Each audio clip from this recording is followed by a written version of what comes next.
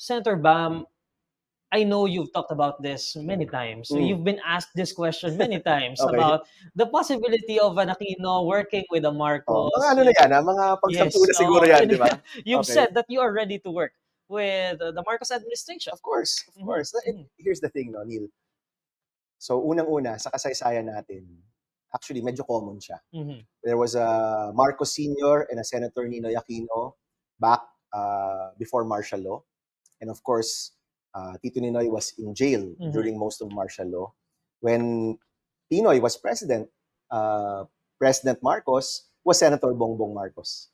And they also had a working relationship back then. Kami ni President Bongbong, we had worked on laws together. In fact, yung SK Reform Act, Yes. ay ano ba tawag doon? Ay dahil sa aming partnership, no, the SK Reform Act. He was chairman of local government, I was chairman of youth, and yung SK Reform Act, pasok siya sa youth tsaka local government. And we worked on that law together. Even if kahit nandyan yung aming pagkakaiba historically, and even on positions, even on many positions, I think lahat naman ng mga senador ngayon, or sana, at least in my case, may kakayanan tayo to set aside these differences para magpatupad ng mga batas na mahalaga. I think yung best example dyan is, again, passing the Free College Act while being Deputy Minority Leader. No?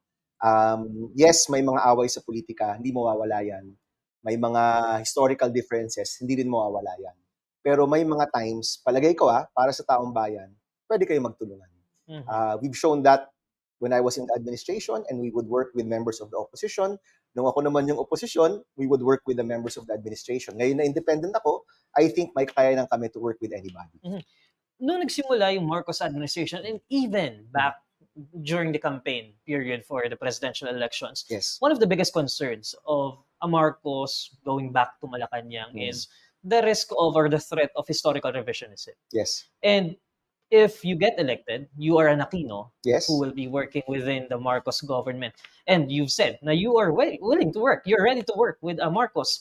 But one concern I'm going to raise, Senator Bam, is how do we make sure na yung openness to work, yung willingness to work, does not minimize the historical gravity? It won't. It won't. In fact, very clear naman yung track record natin dyan. And hopefully, if Senator Kiko is with me, we know Senator Risa is already there, matibay kami dyan sa paglaban sa historical revisionism. Ang nakikita ko rin kasi, at least with the administration, iba-ibang faction rin yan eh. So may mga factions in that administration na may ganyang klaseng hangarin. Pero merong din na ayaw nang galawin yan. They're looking forward, di ba? So, if there are moves to change our history, I will be the first one to fight against it. At klaro yan sa akin, ever since, until now, and in the future. For instance, Senator Bam, yung removal ng People Power Revolution holiday this Well, tumutol tayo dyan. And even yung August 21, yung paggalaw nung holiday, di ba? Sabi ko nga, ang araw na namatay si Ninoy Aquino ay August 21. Hindi ibang araw. No? We want to commemorate these important dates at the right times and at the right dates also. So your commitment is that willingness to work with the Marcoses, hindi